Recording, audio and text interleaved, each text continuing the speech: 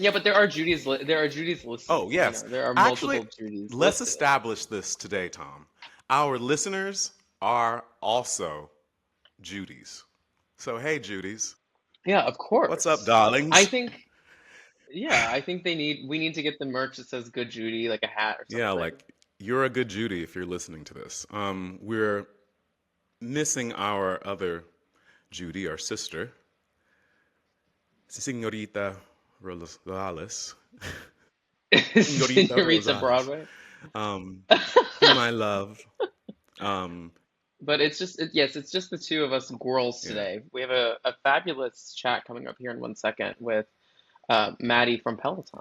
Matty, do you say is it Maggiacomo? It's Italian. Yes, we're gonna get Maddie to really um, enunciate that out for us so that we start to remember it. Because I have a feeling, what I was telling you, Tom, is that Maddie is on his way to being a real Broadway um, fixture in the Broadway world, I think, as far as content and his podcast, Drama Club. Maddie has always been a Hmm. self proclaimed theater queen, and not in the sense of like, Maddie didn't move to New York with the goal to be an actor ever in that regard, like be on Broadway, Yeah. but Maddie's always been a lover of theater and a supporter of theater, has many friends in the community, including myself, darling. I love Maddie so much. Maddie is a very important friend in my life, someone that I love Well, deeply. and I have been taking Maddie's classes since like 2014. Oh my God, I'm a long-term Maddie Wait, fan. did you take Maddie's classes at Barry's back in the old days? Me Yes, we too. talked about this at your show. Oh, really? Yeah. But can we talk about the B word? I don't know. We may have to bleep that. I don't know. I don't know if he talks about it Oh, we'll anymore. have to I don't know ask. if it's like Well, we'll have to maybe we ask. can I don't know dive if it's in. like something that he likes to acknowledge, Okay, okay. but he was somewhere Yeah. else. Um, I mean, yeah, we don't need to But get into wait, that, Tom, but what's good, Judy? We they can kind of catch up with ourselves before Maddie what's joins. good with me? Well, I'm good. I love Thanksgiving week in the city. This episode is coming out next week, but we're recording this here right before Thanksgiving, and I just love Thanksgiving in the city. It's just such a magical time to be in New York. I'm going to go take a class. Like I just love like going to work out on Thanksgiving morning. I love like the my new New York City Thanksgiving traditions. I just love it. I think I would miss last year we were upstate for Thanksgiving, and I missed being in the hustle and the Yeah. bustle. I I love Thanksgiving because no matter how the weather's been, you always know that by Thanksgiving we're going to be in peak fall weather. So the fashions are fashioning, meaning like the coats, the accessories, the So looks. It's so cute. cute. I know I'm going to like a girls' dinner tonight. Me and Kix and our friend Maria, and we're all getting like dressed up and having martinis. I can't Fun. wait. Like it's you can really indulge in the fashions before it gets to the point where we hit winter and you're like upset to be outside, and you start packing. You start not packing. You start dressing for the temperature in a way of like how to survive this. You've been fitting on the gram, Bradley. All your fits and Yeah, it's like fashions, giving the people the it's my new looks. thing. I've been doing to because I'm in DC and I can only do but so much because I'm not home. But I've been having more fun. I've been saying to myself I want to get more free on social media because in moments when I do get free and either speak from my heart or like show an outfit or answer questions, like people tend to enjoy it or like want more or have more questions. So I'm kind of like, let me just get a little more free on social media in my public facing life. Show you the fits. Well, you're free because you're also showing Yeah, body. I was swiping through those. my body's free too. My body is free because I It think that is. for a long time, Judy's, I've been kind of living in a world of like, oh, I have to show up in a certain way because of my career, and whether it be because of something I'm promoting or whether it be because this thing is aimed at kids or whatever. You know what I mean? Now Right. I'm kind of like, oh, I'm really seeing the big picture of like this is a long game and my social media is for me. Hmm. So you might get a little body, you might get a little comedy, you might get a little word, you might get an outfit, and y'all seem to be liking it. So hey, I'm sure the people love it. shall we do this with Maddie? Yes. Let's do it, guys. We will take a quick break. We'll be back to talk more about Bradley's body with Maddie here in 1 second. Oh my God.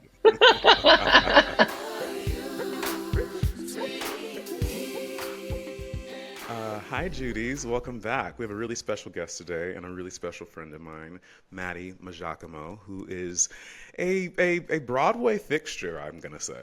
His new podcast, Drama Club, is really affirming you know, his place in the Broadway community as a presence, as a supporter, as a friend, as a theater goer, theater queen.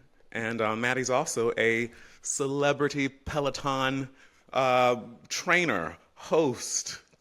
I don't know how to explain it. Is it a Peloton instructor, a Peloton celebrity instructor? That's An instructor. I think instructing is what happens on the screen.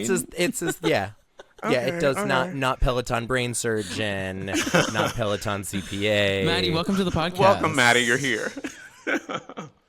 Love you both. Thanks for having me. This is really fun. What a lovely introduction. See, this is why I don't do introductions on my podcast, because it always sounds like that. I know. It makes you so nervous. I get scary. so nervous. I'm like, oh my God, hello. No, it also doesn't help when you really know the person, because you just want to say, that's my good Judy, Maddie. I know. Exactly. I just want to say I love you, and Maddie's here. Yeah, you are a Broadway fixture. Thank you. That was You so know nice. right? I'm a Broadway. I always like to say I'm not a triple threat. I'm no threat to anybody because I don't sing, dance, or act. But I'm a big Broadway fan. I was going to ask you if you we took need more the fans. BFA to fitness pipeline. Nope. I was in, again, that's one of the reasons why my podcast is Drama Club, because my drama career kind of ended at the Drama Club. And then I went to NYU and I double majored. I was a journalism major, but at NYU, you have to double major if you're a journalism major. So my double major was dramatic literature. So I always kind of took an academic approach to my theater loving. And then that's where it continued. I'm just a theater lover. I'm a true fan.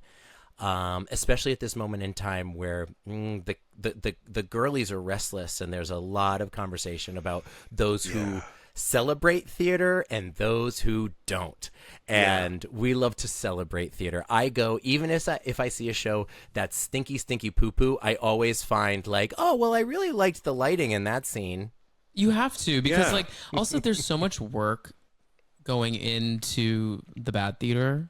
It's like there is from the Even- top to the bottom, like everyone is putting their all into it, and sometimes it doesn't land, and that is just what the nature of creating art in itself is. But like you have everyone is putting their all on the stage, even if the other side of it is not maybe what you want it to be. Right. And we know these people. Bradley, you've been in some productions that you've been like, it's not great, right? Yeah, notoriously, I've never been in a hit outside The Lion King. You know, So they're- original cast things I've done have never been Right. like the girl. Right. So I there- understand. So there you Yeah. go. We know these people. We know how much work goes in, and we know certainly money. But it's less Oh my about God, the yeah. money, but more about like the sweat and the blood, sweat, and tears, and the fact that they need to pay for their health insurance and their rent. Yeah. Actually, you're the perfect guest to have this week because the hot topic is that kind of discourse. Tom, have you been seeing that discourse online around like the Queen of Versailles is Yeah. closing, announced it's closing, it just opened, and a lot of people have been online bashing it from go, and it's not helped its response. It's not helped at all. And now that it's closing, it's like a moment of people saying, hey, like, stop being haters. Like, do you realize how much that's not helping the situation? And you're apparently, supposedly, a person that is a part of the community and loves it, and you're a fan. Like, you're helping it sink. Yeah, but we have to be honest about something, and not all, I'm not generalizing, but a lot of a lot of stage actors, I feel like, fall into cynicism so easily, and especially about other people's work.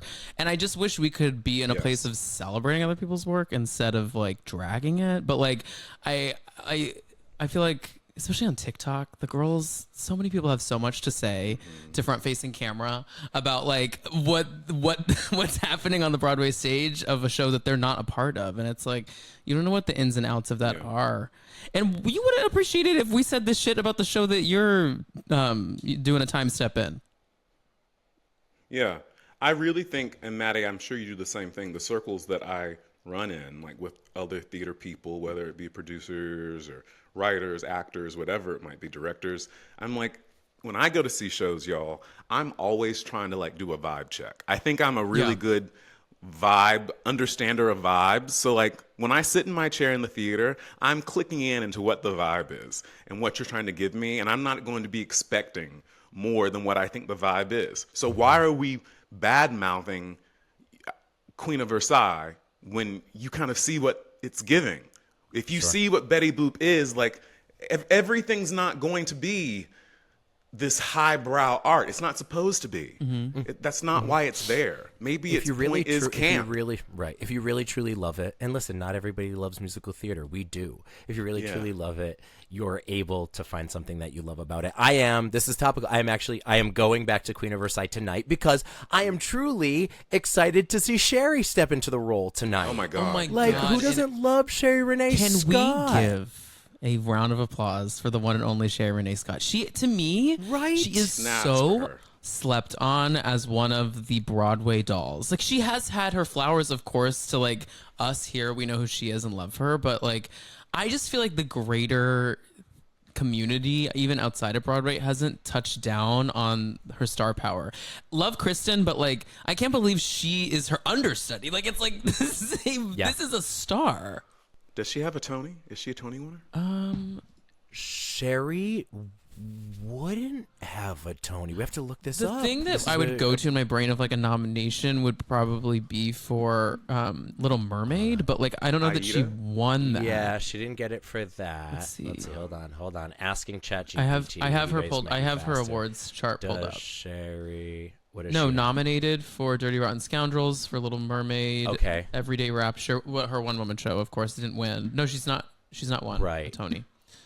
Oh, look at that. Look at But that. you know, I love those moments too where we see like I'm thinking off the top of my head, Hello Dolly having like, you know, the standby or the alternate be Donna Murphy and having those ladies that did it. It's like also a moment of seeing how theater people who really are theater folk understand that we're all journeyman actors and that theater is such like it's crack for us and we want to do it and we get so full off of doing it when we can do it. So sometimes you get a chance to see a just as iconic, amazing actor in the alternate schedule. Which means, Bradley, you might have your chance to understudy for Effie White. Yes, that's coming up, Bradley. It's coming up. It's coming up. Every two-show day, every matinee of Dreamgirls, you get to see me as Effie. And on Thanksgiving. No, you swing all three. Slay. All three. All three. The way, if I got a chance to do that scene, that would fill me up. Oh my God. Anyway. I think, here's the trend. Like the picture of Dorian Gray, that version of that production with Sarah Snook, right? So now Cynthia's going to go do it, go do Dracula. I think we have something here. I actually would put some money into it. Bradley Gibson plays all Dreamgirls roles, the whole thing, one-man show. Bradley, that would be amazing. It really would. And we'd have to use screens. We'd have to duplicate you. But yes, every role. I'm down for transformation. Tom just saw me in this play in DC. I played 3 different people. I know that. This is what I'm saying. Not at the same time yet. We got to work on that. We got to work on that and your social skills. I know. Oh my God. Wait, what, Maddie? I love this. I think we need to coin it. I think it's called multiverse theater. I love it. Producer Maddie, our podcast, the big question we ask our guests is, what's good, Judy? What's good, Judy means what's happening in your world? How are you? What's exciting happening? What's happening right now or what's just happened? And I know you just recently got married and went on your honeymoon to Evan, who I also love dearly. Congratulations, you guys. I love you so much. Thank you. So what's good, Judy? And congratulations. This couldn't have come at more of an truly the best time, because I was just on with my life coach the other day and we were reflecting on literally the past 6 weeks. I said to her name's Erica, I said, Erica, Yep, this will be a chapter of my life that I said, wow, dreams are coming true and things are good. It's pretty wild. Like getting married and being really sure that it's the right thing and he's the right person. Yeah. Work is really good. This podcast that I kind of dreamt up overnight, like, is really successful, and we're only on 6 episodes, and it's so fun, and it came easy, and that's like a real big message from the universe. When something just comes so easy, you're like, oh, cool. This You're wasn't doing like an something right. uphill. I must be doing something, and it ends up being when you're leaning into your interests. Those are the things that come easy.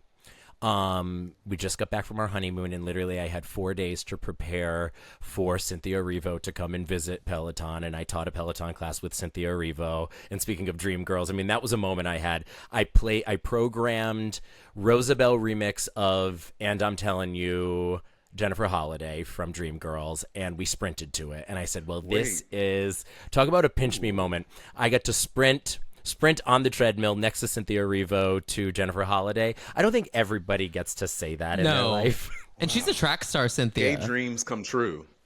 She is an She is. athlete. Isn't that? We teach a few different classes. We teach runs and hikes and walking classes, and then there's a series of classes we called Walk Plus Run, which is really actually when if you're like a new somebody who's running races for the first time, the Walk Plus Run technique or strategy is a really great way to finish a race, because basically you interval it out. So you walk for a mile, you run for a mile, you walk for a mile, or you run for a mile.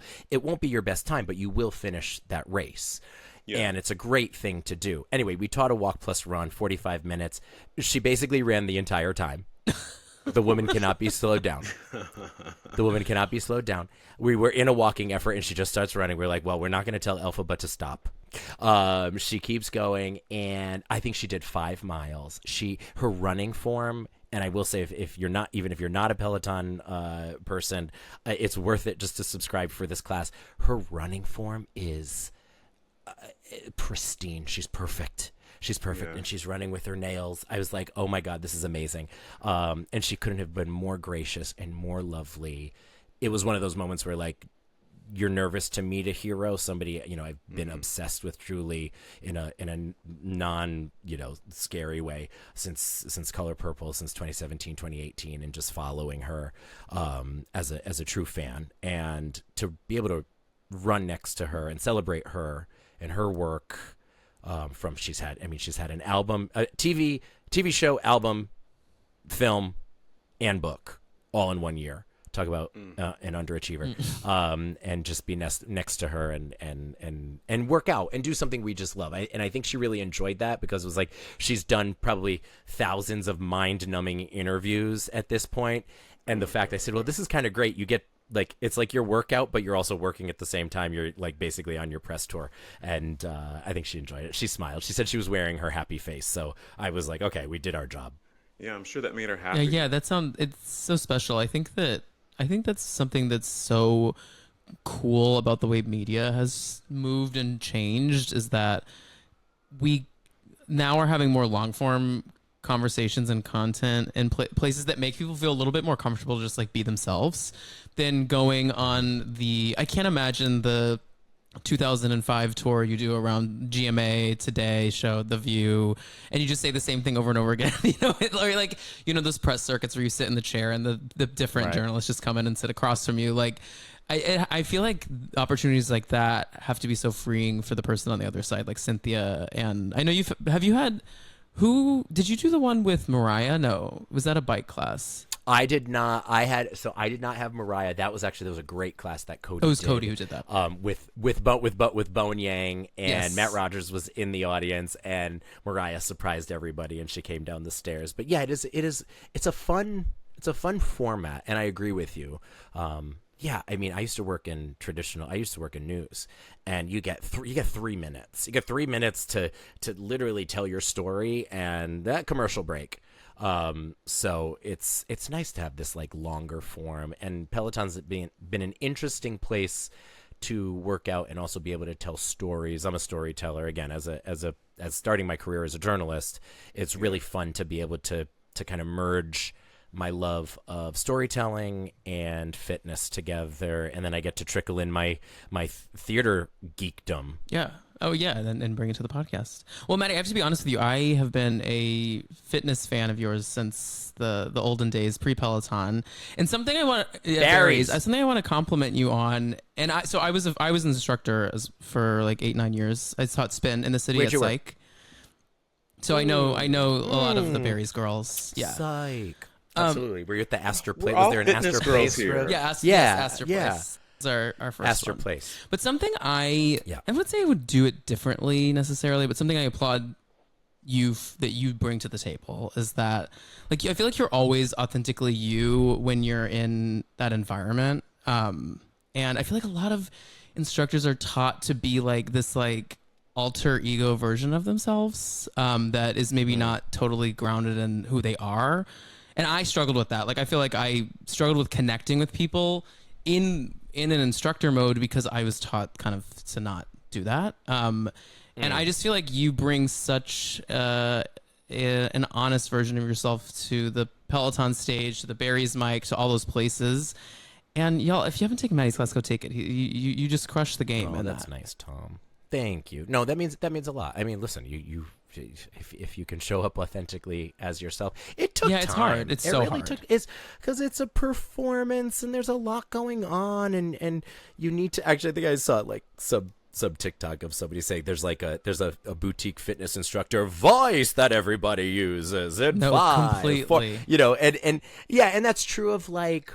The reason it took a second for me to kind of break through there was because I was also trained in traditional broadcast news coming out of NYU in 2007, which it was very announcery. And you're taught to also not have an opinion. So it was hard for me to go from one vertical of a career into another one where, they are truly coming for you. You know, when I was trying to like make it on TV in my early years, like I would audition for things, for hosting gigs and whatever, and I tell this story a lot.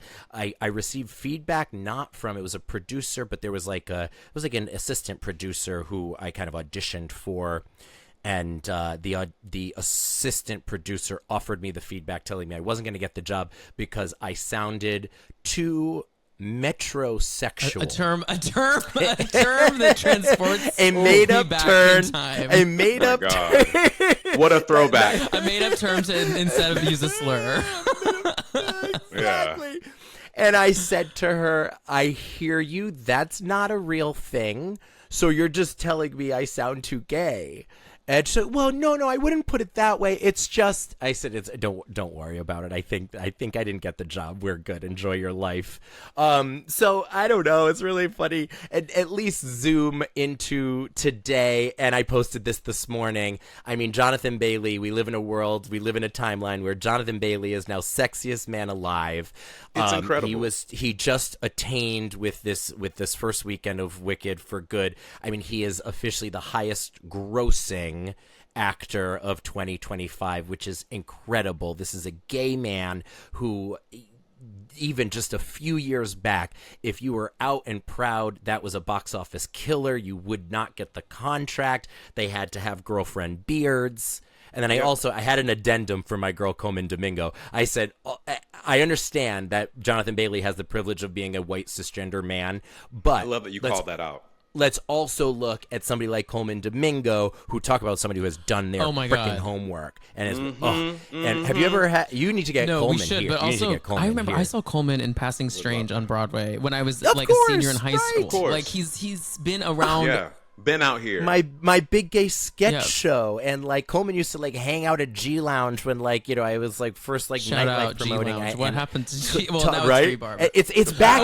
It was Rebar. No, it was Rebar. It's back to G Lounge. It's back with the original owners. I know everything is old as new again. Everything old is new. Coleman. So at least While Coleman may not have that title as highest grossing actor of 2025. His popularity and his hotness and him being really taken as a very serious. I think he's the best living actor we have right now on screen. Period. Yeah. At least we're seeing somebody like Coleman achieve commercial success. He's going to be Joe Jackson in the new Michael film. I mean, come on. So net positive for the gayness of it all. Yeah. Oh my God, Maddie. I think so many things from what you just said. One being just as an actor, Tom and I went to college together, right? And also, hey, to the Judies listening that are younger, things we just talked about. Metrosexual, your aunties had to live through metrosexual. Yeah. That Oh, was so a weird. term in place of a slur. That was Yeah. weird. And also, Tom, when we were in college training to be actors, we were made to feel we were of that era where being gay was not okay. Or like it was okay, but if you were palatable or if you didn't act a certain way or be a certain way. And in our intro, we were talking about, Tom mentioned things on my Instagram and things I was sharing, whether it be like my outfits Or lack thereof. my a thoughty little or a thoughty little pic, and I was saying I how love I've when that become- little green circle comes No, this up. this It's one my wasn't even a lucky green day. and this one wasn't even a green That's what circle. shocked This me. one was for everybody.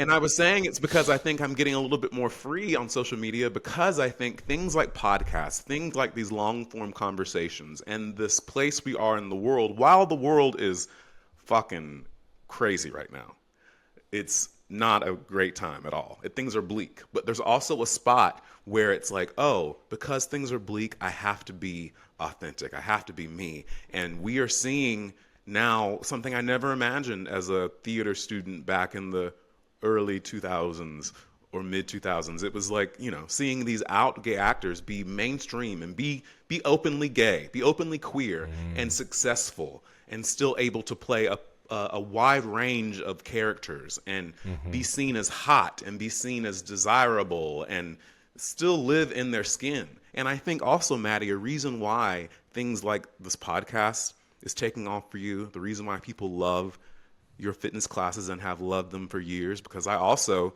while you've been in my life for a few years now as my friend, I was on one of those treadmills in Barry's back in the day when you were there, and I love that class because of your heart and because of your authenticity. And you bring that to the conversations you have with people, the fitness classes you have with people, your friendships with people. People feel that. And It and wasn't I think, my swollen muscles. no, it wasn't that. Ew. But yeah, people just you have there's something about you that is love and that is so open and inviting, and that shows in everything that you are. So I'm so happy to hear that the podcast this is just you should call this Love Fest. This is just love. This is just love. Wait, I have to tell you, this is really funny Wait, because oh. I'm in my closet. Wait, no, side note, because you're asking also what's good. It's Thanksgiving, so we're recording this on Tuesday before Thanksgiving. I'm hosting. I'm having a small group. I'm having my in-laws and Evan's brother, my brother-in-law, and actually she won't mind. And I'm having Jessica Vosk, you might know who she is, and Yes, love and her her. fiance Dave, Fun. and they're coming for Thanksgiving. But wait, my housekeeper is here, and I said, she's like a sister. And she said, "What do you want me to do today?" I was actually, I have everything set up. I have the tablecloth and the glasses and napkins or whatever. Set the table. She's like, "Okay." She's like, "Do you want me to go to Home Goods and buy some stuff for the tablescape?" I said, "Yeah, absolutely." Anyway, I just walked through the door. And hey, look, we are set up for Christmas. Oh no.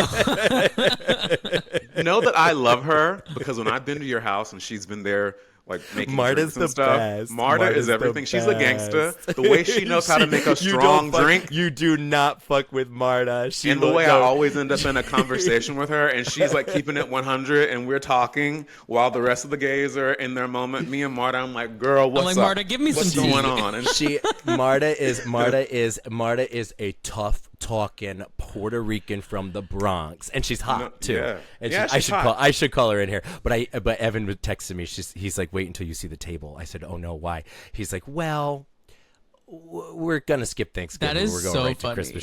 She's got spruce. She's got pine trees. There are golden acorns. Oh my god. the way I connected with her was because she had made me one drink, and I was going back because I'm a Capricorn who likes to be self-sufficient. I was making my drink, and she literally was like, "What are you doing?" She was like, "I'm totally making the drink." She's like, "Give me the cup." Like, what? Yeah.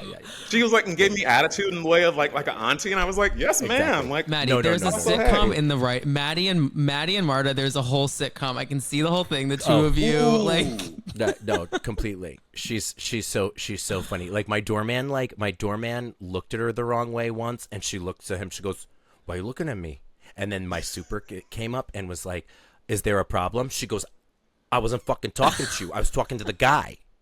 And then she goes off the rails, and then they filmed her. They filmed her having a meltdown. Marta. She is, and Evan and I are going to have a baby. She's going to be our nanny. Oh, that's so perfect. She's everything. Oh, she sounds so wonderful. She's in the family. She's got to be. Yeah, absolutely. I trust that woman with my life. She's cleaned my sex toys. Like she's Did she know it was a sex toy when she was cleaning it? Okay. Yeah. Oh, yeah, but I could pull it out. Yeah, she knows what it looks like. Yeah. Marta knows what's up. Okay.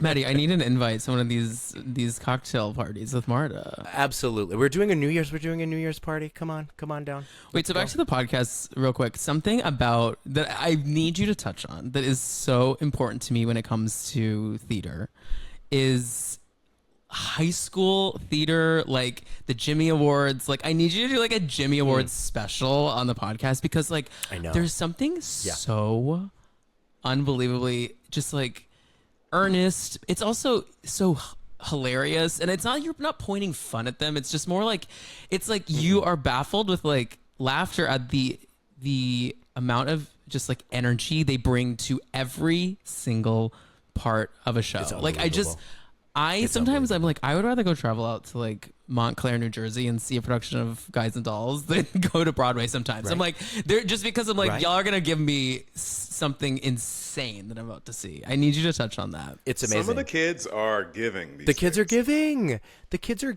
And I will say with the podcast, we called it Drama Club for a reason because I wanted to be able to capture my Peloton moms, but I also wanted to be able to capture this young audience that is thirsty for Broadway content, because I always like to say, and I know you all know this, like when we were kids living outside of New York City, the only time we ever saw musical theater was Macy's Thanksgiving Day Parade. Yes. The Tonys. Yep. And the Rosie O'Donnell show. I'm older than both of you, but and then of course the internet now. There are slime tutorials and things on YouTube and whatnot. But it's been great to start and capture this like college age audience who like loves a Betsy Wolfe or loves a Nikki James. So we've been finding our footing there. And to your point, Tom.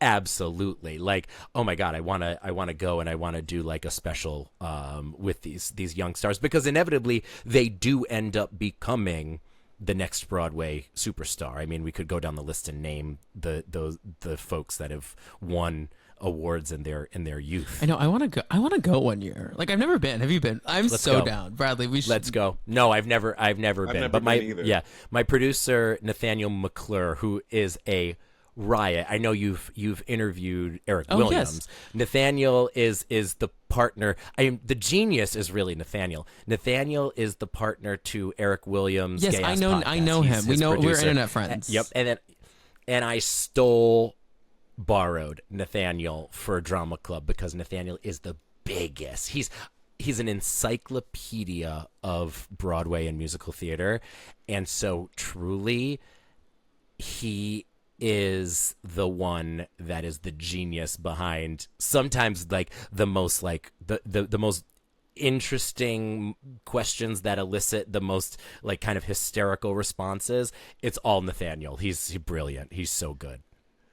I love that your podcast is filling this space of just Broadway fandom and joy, because yes, we had only those things, the Macy's Parade, the Tonys, Rosie's, and Tom and I don't know how much you were into this, Matty, but I know I loved all that. I always tell Paul Wontorek, the stuff that he was doing on Broadway.com back in the day, I loved so much, I ate it up. And also, is his name Richie Rich from Broadway World, who I also love? He's a sweet... Richard Ridge. Ridge. Yeah, such a Ridge. sweet guy. Interviewed me many times. Legends. Two legends, like the things they provided, that content that was just joy. So message out there to the theater girls and the fans, because since then, of course, social media has become a thing. TikTok has become a thing. We can you have power outside of those nasty message boards that still exist, but not like they do in the past. Now they're vocal, and we're online, and we're speaking. It's like, if you want to be a part of this, add some joy to the pool. Yeah. Add some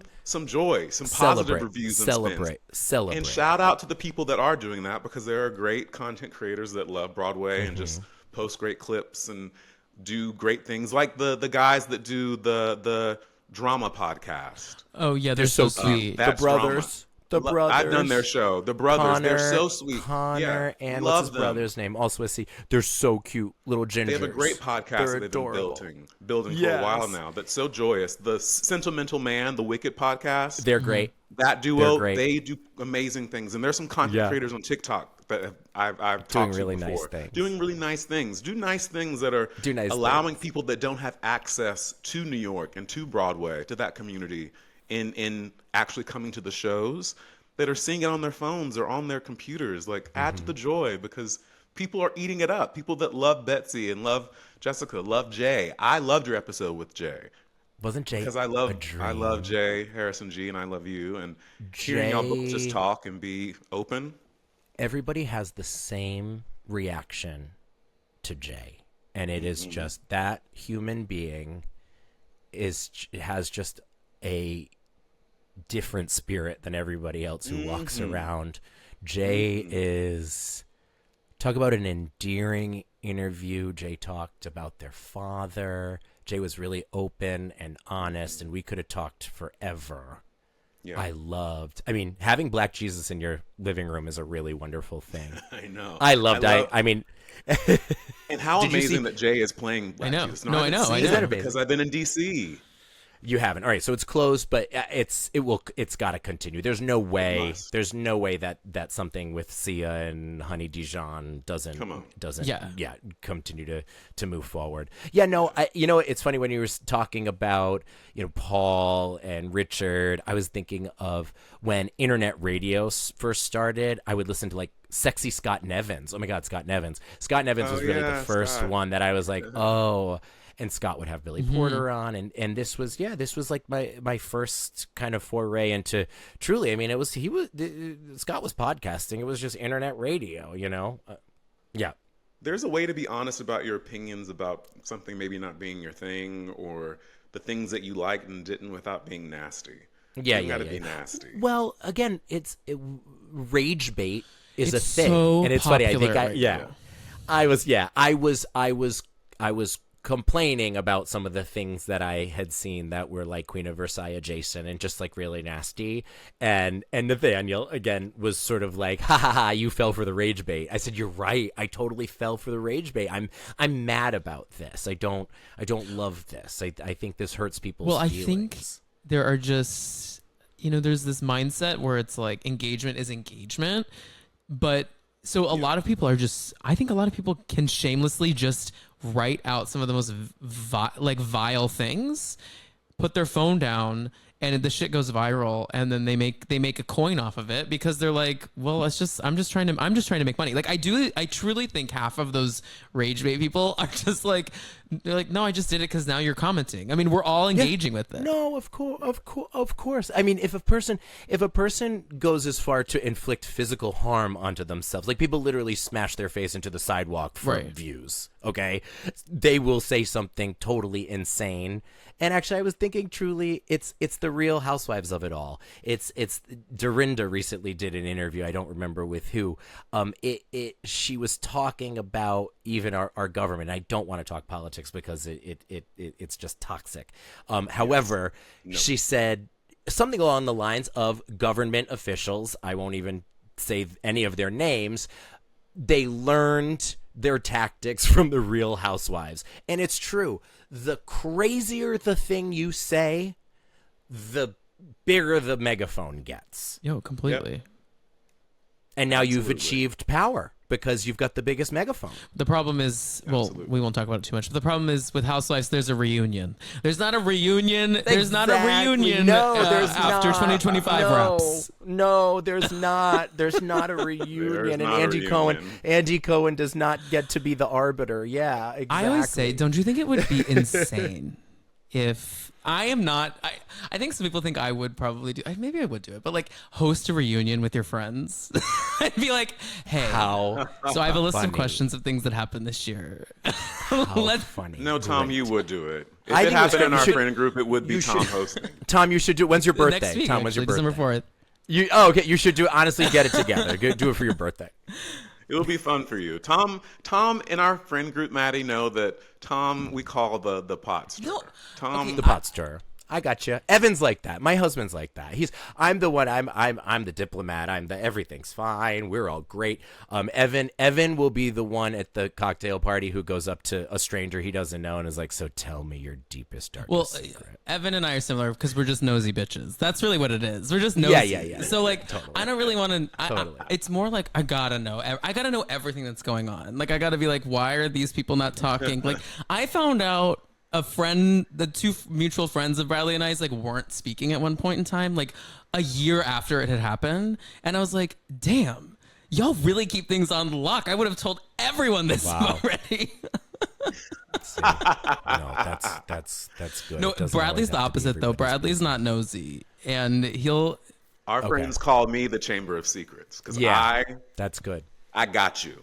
That's I good. got you. That's good. But I want to be She's got it clear. under lock and key. That I chamber. want to be clear. My intentions are not malicious when I'm trying to like stir pots. I more just want to know. we know. I We bring know. everything. I bring all my cards to the table, and I realize not everyone does that, and I have to respect do. that. Because sometimes I'm like, well, there's something you're not telling me, so just tell it to me. And they're like, well, no, I don't want You gotta to. read, Tom. There's a little bit of a read in there, and I liked it. I though. hear that. And it's facts, I hear that. and I love it. Yeah, I mean, You said you bring all your cards to the I'm table. not saying you don't bring your cards to the table, Bradley. That's not what I was saying. Not me. I'm saying I'm not talking about myself. I'm saying I got. maybe there's I got others. it. I You're- got it. You know what I mean? You're saying my cards on the table are yours, boo. I think it has its positives and negatives. You know. Yeah. Totally. Well, Maddie, what is there any content outside of the Broadway world? What are you consuming right now? Like, what's making you entertained, I heart was just happy, talking all about that? this. Yeah, I just taught a 45-minute hike, and when you teach a 45-minute walking class, you got to fill the air. So it's like, oh, what I've been watching lately. Wait, are you watching Pluribus? No, I need to on Apple. I've heard it's fantastic. Wonderful. No. Yeah, I'm always in. I love a dystopic novel. I love a dystopic TV show, one that you kind of don't understand the presence, the severances, etc. And this one's really wonderful. Yeah, don't ruin it. But it's by the creator of Breaking Bad. For those that, he's got a dark mind to him, and It's got a not to say all of M. Night Shyamalan's movies were fantastic, but M. Night Shyamalan would always hit you with kind of like like the rules are different in this universe, and that's what it is, and I really like it. And the lead actress, I'm forgetting her name, is fantastic. So that I'm in. And I typically don't love scary, but I do love the It franchise because it is so campy, and so I'm loving Welcome to Derry, and it's gross. And Pennywise is finally took 5 episodes. Pennywise has finally revealed. I said themselves. They're not really they don't really have a gender. They're a clown. They're a spider. They're a demon. Yeah, exactly. Entity. Super fun. Obviously, I'm finishing my own Wicked for Good tour. I just went back to go see it again. I liked it the second time because I did go to the premiere in New York City, and I will tell you, I had gone to the first premiere in LA. A movie premiere in LA is always way better because the weather is nicer and you can wear what you want. It was freezing cold at Lincoln Center, and whoever was responsible for arranging this event, they did a horrible job. It was disorganized. It was one of these things where people were like, didn't know where they were supposed to go. They had 2 theaters. So you had the Coke and Geffen, right? So Coke's on the left, Geffen's on the right. Obviously the Opera House is right in front of you. What they did was they put all the famous people in Coke, and they put all the influencers and the D-list people, myself included, in Geffen. I knew I was going there, no problem. However, you tell a bunch of influencers that they're not going to be in the same room as Ariana Grande, people were upset. Yeah. Also, you better judge Judy. You already went to the finish line. We have a section at the end where we do Judge Judy, where we actually really? kind of rant on something that is ticking you off or this would have been under your this would have skin. been great. Oh well. So good. Oh, well, I'll probably I'll talk about avocado on salad or something. Anyway, but I was in Geffen and I was wearing rhinestones, and Geffen Hall has look great. wooden.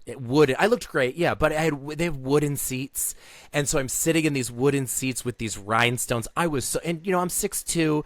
I was uncomfortable, so I'm like shifting back and forth as I'm trying to cry, and watch the thing, and I had jet lag from being in Japan, so my first viewing was not optimal. So I went back on Saturday and loved Yeah, it. I haven't seen it yet. I'm seeing it tonight in like a few hours. Okay, great. I can't wait IMAX, having Great. the full Oh, experience. you're good. Okay, I'm going on great. Saturday. Great. You're gonna. Okay, fantastic. Gonna Yeah, I mean, chew up an edible and go on the ride. Oh, that sounds wonderful. magical. Maybe I'll pop it up Wonderful. on Saturday. That sounds. Yeah, everybody's in the same way that people are being hateful on social media about Broadway right now. People are being a little bit like tough on this film. We have to remind ourselves that like this was the kind of the risk they were taking. We all knew Act 1 is stronger than Act 2. Act 2 it's tough for it to stand on its own because it only has one memorable song versus the first act, which has 3. Yep. It's the tonality of the film is way different. It's not happy, happy, joy, joy really at all. Ariana Grande will get as close to winning an Oscar as certainly as she's ever been. Cynthia's amazing, but I think if you were to decide who would potentially get it, Ari gives a pretty amazing performance. It's just happy. because Act 2 is it's Glinda's film. You're seeing like in Act 1 you see little Elphaba. In Act 2 you don't see little Elphaba, you see little Glinda. So like they really make a choice, and I loved it. Oh, I can't That's wait. my sister, Ariana Grande. I don't know her personally, but in my head we're besties. I just know You her would heart be is. besties. I support her in 1,000 ways, and I'm just like, girl, I get your can't- I things. can't I can't wait No, to see you her would accept be. an Oscar. Let's manifest You that. would be. Well, Maddie, we are going to head into our final segment, which is Judge Judy. So we're going to take a second in the great honor of every gay podcast and judge something. And it can be anything as grand as the state of the world and to as small as paper straws. Okay. I have one in the paper straw world that I want to talk about. I'll start us off. Is this new or is this the first time we're hearing this? My judgment? Yeah. We haven't talked about it yet. Yeah. So Okay. I'm going to dinner tonight. I'm going to a girls' night with the girls and going to get drinks and like trying to get together. I have like outfits laid out on the bed. I'm like, what am I going to wear? And I go to look at the weather. And okay, guys, like, why does the Weather Channel app have ads? Why do they have a paid entry level for weather? They now have a subscription level to have no ads and more access to weather? Like, I don't. There are things that I understand, like, in terms of streaming content, like, we should pay people to watch that because people put their money into that. I understand there are people who put their life's work into predicting the weather. You worked in news, but I'm sorry, there is no reason that my ass needs to pay $9.99 a month to see if it's gonna rain at 6 p.m. tonight in Chelsea. What is happening? Am I supposed You to can say whatever respond you to that? want. You can clap. You can scream. I you will can say defend. snaps, but I will say having worked in news, I mean, truly, any executive producer, anybody who owned a news channel or had stake in a news channel, anytime that hurricane or that big snowstorm came, that equals dollar signs because people tune in when there's weather. So that's what they're looking for. It's money, baby. It's Madamorable. Wait, is can actually we talk is about what it is. this? That Can we money's talk going to about this? Madamorable. Have you seen this thing? How she's like, Madamorable? I love it because I'm MM, so Matty Maggiacomo, Wicked Witch! Matty Maggiacomo, Wait, Wicked Bradley, Witch! have you seen this? No, what is it? Oh, it's Michelle everywhere. Yeoh- It's Michelle- on my Michelle Yeoh Instagram is right the now. new. There are 100 people in the room, and you just need Bradley Cooper. Like she's having her 100 people in the room moment on every press interview. She's like, and what's crazy about this film is it's Madamorable, 2 M's. She does this to the interview. She's like, it's Madamorable. But it's, if you flip it over, it's two W's. Wicked Witch. She does it. She's done it every. She Oh did my every. God, that's They did amazing. 1,000 interviews. She did it every single time, and it's so Yes, cute because she mother. gets so excited. She gets Yes, so excited mother. as if this story and that character hasn't existed for 20 years, and people are just I know, catching I'm like, on. You know, her team like thumbs up that. but They her were delivery like, yes, that's isn't a great, great either. Her delivery point. is always kind of clunky every single time. Right. That's so funny. This isn't my Judge Judy here, but I will say, like, the again, just like the unfairness to Queen of Versailles, the unfairness to Michelle Yeoh, I do believe that she was miscast. I think like that character needs to have a wonderful voice, but I'm not mad at her. I just think that in a society and a culture that like can watch K-pop Demon Hunters, which you can't tell me that soundtrack wasn't like completely AI and basically done electronically. They just should have like dubbed her voice like they used to in the old school Give her a little films. Like something, they could have yeah. just had. Yeah, the alternative was they created that dorm wench that Keala Settle played in the first film, and that's not a ate that character up. in the film. They wanted to like, I don't know, just like throw people off the scent that Madame Morrible was suddenly a villain. They should have just leaned in and, like, again, full respect to Michelle Yeoh, actually Keala Settle should have just been Madame Morrible. Yeah, shout out to Kiala. I love her. She's great. Honestly, That's my girl. because Hey, she girl. could have sang it, and I don't know. I feel like she's even played it. She would have been kind of perfect, and they had enough. They had enough star power. It wasn't like people were going to be like, "Oh, this film's going to do worse because Michelle Yeoh's not in it." Keala Settle would have been just a perfect Madame Morrible. I can so see, even though I haven't seen the second film yet, based on the first film, I get why Michelle Yeoh is Madame Morrible. Like, she was the moment. She won the Oscar. She's fabulous. She's super talented. She's beautiful. We love the representation. Yes, So yes, many things of absolutely. it. But also, I'm with you, Maddie, in saying dub the voice, get a Broadway just queen dub- in there to have tore it up. One of the girls. Just dub the voice. She's got her Oscar. She looked gorgeous. The gowns, beautiful gowns. Beautiful She wore. gowns. She had Paul Tazwell did the most. I loved Glinda and Elphaba's outfits, but Madame Morrible got to wear the most gorgeous gowns, and Yeah. just gorgeous. Anyway, that's not my Judge Judy. 'Cause You I know, have another Audra one, would have but, ate it. Yeah, Completely top to bottom. Audra would have. I mean, we could go on and on and yeah, on and and on on. and on. Honestly, Patti LuPone would have She ate would it. have. Hold up, though. Y'all know we talked about rants and people getting free online. I'm a person that gets free online in places that I think I'm right, and I will call you out about what I said, and I still stand by it. Patti LuPone is a mean old lady, and people that Okay. know her need to let her know that, Queen, we love you, we respect you, but you got to refresh that throat. Be careful with what you say. Yep. Watch your mouth. Watch your She's mouth. the villain. She She's is the the Madam- villain. she is She's the- literally being the a Wicked Witch. Wicked Witch. And in a twist, she gets flown away by the flying monkeys. Yeah. So like, Yeah. Spoiler. We love you, Patty, but stop being a mean old Sorry. lady. I say it strongly all the time. I gotta say it strongly. And one day I might cross paths with her, and it might get back to her. Maybe we might have it out. And I would you talk be to able her. to? Would you be able to? It would be like a Mamdani Trump situation. Would you be able to look at Patti LuPone and tell her she's a fascist? I literally think if I got to know Patti LuPone or I was in the same room with her or she would question me about this, I really could say, hey, I think nothing but amazing things about your work and what I've seen of you, but also I've read and heard you say some pretty boomer-ass, backwards-ass bullshit. If you want to be a part of the conversation and speak boldly, watch what you say and hear people who say that they respect and love you to ask you to think and learn a little bit. Because sometimes you talk out the left side of your neck and it sounds crazy.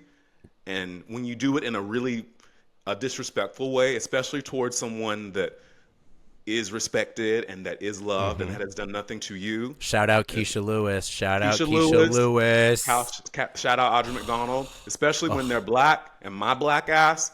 I'm going to protect them and I'm going to call you a mean old lady. So Thank God. Good. That's good. not my Judge Judy, actually. I really want to. I actually think Drama Club with Maddie is the perfect platform to get Patty and sit. Like, I'm gonna come across as her like Italian Yes. nephew, and I want Patty. I'm gonna go at it every which way to see if I can get her just to sit in my living room with me, and I will ask her these questions. Matty, you're the And one. then I think you should That's hide what in I the was closet about to and say. then pop You need to be out. like, my I friend would say, Bradley Matty, said you this. you are the one. Oh, wait, he's Ambush. here. I am the one. You're the one to do it. I'm not, because while I said all that, Tom, who's known me for almost 20 years, also knows that what end up happening is that I don't know, like it wouldn't go well. You either would become Where'd he go back? besties and we'd be like, Bradley, you hate her, Right. or you would be like choking her. I'm worried that they Right. wouldn't land in the middle where it needs to land. It Wait, might Bradley, happen. what's your Judge Judy? It might of the happen. week? Yeah, go. I Yeah, only yeah, have we gotta 6 go, we minutes. gotta go. I have an Yes, interview I to know do. you have a meeting. My Judge Judy is something simple, and it's not really at someone, it's the universe. This week, honesty, vulnerability. I take medications for my health and well-being, one of those being a light dose of Adderall. And I'm living in DC right now and away from home in New York, and just getting my prescription filled for my Adderall was just so hard. This past Shortage, week. right? Good, yeah. Shortage. A shortage. It just so many things. I finally got hold of it thanks to my amazing husband who was here with me this week. out He got it and Adam. drove it down. Just, oh my God. Judge Judy is just like, fuck, can we restock the Adderall? That's Don't my you want Judge us to get Judy. things done? It's been a long time. Don't you want us to Oh get my things God. done? I'm Don't you doing know? an almost 3-hour play where I'm on Right. stage the whole time and I say Right. 1,000 things. My brain, I need it. Oh, that's so- Bradley. But I'm I glad got you got no, it. I'm happy you have it. I'm glad you got it. I'm glad you're better. Thank Maddie, you, Maddie, Adam. take it away. Love What's Adam. your Judge Judy before you bounce? Okay, get the handcuffs ready because I have a beautiful dog named Nana. She's right here on my bicep. She's the sweetest pit bull. Yes, she's 70 pounds. However, Nana. the folks who should be arrested should be, Bradley, this is not pointed because I don't know if your dog does this. The dogs that lunge at my dog are always 4 pounds. And the dog owners who do not train their dog, no matter what size your dog is, you should train your dog to not be reactive, to not bark or lunge at a larger dog. Because if my dog did that and my dog were to snap, I would have to put my dog down. However, I live over here on the Upper West Side, and the amount of little, tiny white dogs, yes, they're white, typically, Aren't they always? that lunge at my 70-pound pit bull who is nonplussed. And typically the owners just kind of like laugh. And I'm like, well, why are you laughing? The thing is, if it were my dog, like you would be losing your shit. But my dog, because I took the time to train my dog and I put the time in, is totally well behaved and obedient. Is she perfect all the time? No, it's a fucking animal. But you didn't even try to train your dog. And your dog is going to be asking for it because someday that dog is going to walk by a pit bull that is not trained, and that pit bull will snap back. And you know what? Then that dog is going to have to be put down. So here, to all those dog owners out there, it doesn't matter how big. If your dog is 2 pounds or 150 pounds, you need to train your animal for the safety of your animal and everyone else around it. and that's T because Absolutely. no one is. Oh God, maybe I shouldn't say it. The small dog owners, not you, Bradley, just don't know what they're doing with their animals a lot of the time. I have a big dog. I have a Well, they think 60-pound because dog the dog too. is small, right? Yeah. Right, because the stakes aren't as high, so they're like, oh, I'm just gonna It's let like the an dog bark all the accessory for time. I'm them. just I'm gonna like, let the dog. no. No, you can't. You can, but you can train it. I say this to my parents because my parents have 2 yippy dogs, and literally every time somebody walks by the house, they bark. I said, Mom, are you not so? You know you can fix this, right? Like you can train them if you put the time in, and there are tools. Like I'm not saying you have to shock the dog, but you can train the dog. And they're like, oh, we don't really have the time. Well, Yeah, I know exactly. My retired parents. Oh, we don't really don't know have we're the gonna go time. there. But my retired parents, I love them. And meanwhile, yeah, no, my dog. I don't know. She's in the other room. She's just perfect. Tom has seen Adam and I parent our dog. We're strict parents. Poof. I know this. You know Yes. this. Yeah, I know You this. I know. But this. I don't. Nana and Cash had never met. I don't know how that would go because Cash has a lot of that poodle energetic. Russ and Cash got I along, want to though. play all the time energy. Yeah, Tom has a very big dog, Russ. Well, Maddie, thank you so much for being here. This was a joy. You're such a light. And tell everyone where they can follow you, work out with you, listen to you, watch you. There's so many things. First and foremost, especially as we zoom into the holidays and into 2026, work out with me. Peloton. I mean, our membership for the app is like $12, $14. Fantastic. Do that. If you just want to follow me on Instagram at Matty Maggiacomo, definitely listen to Drama Club with Matty. That's on Spotify. That's on Apple Music. It's really fun to watch it on YouTube as well. It's a video cast just like this, vodcast, if you will. And OnlyFans too. Yep. And you can follow me at the Tom Hamlet. Make sure to subscribe to Good Judy's at Good Judy's Pod. And Bradley, what about you? You can follow me at Brad Gibson13. Yeah, thank you, Maddie, for doing this. I love you. I love you both. you too. This was I'm so the excited most to fun. I get can't home wait to have soon you and see you back. both at holiday. I'll see you both at New things. Year's Eve right Let's do here. it. New Year's Eve Yeah, right baby. Marta? in my closet. Marta! Bye, Maddie. Thank you. Love you, Maddie. Good Judy's is produced by Bradley Gibson, Tom Hamlet, and Dan Rosales. Podcast art is shot and edited by Josh Drake at Drake's Takes. And our theme song is No I Love Yous by Bradley Gibson. Follow us on Instagram at Good Judy's Pod. And thank you for being a friend. See you next time.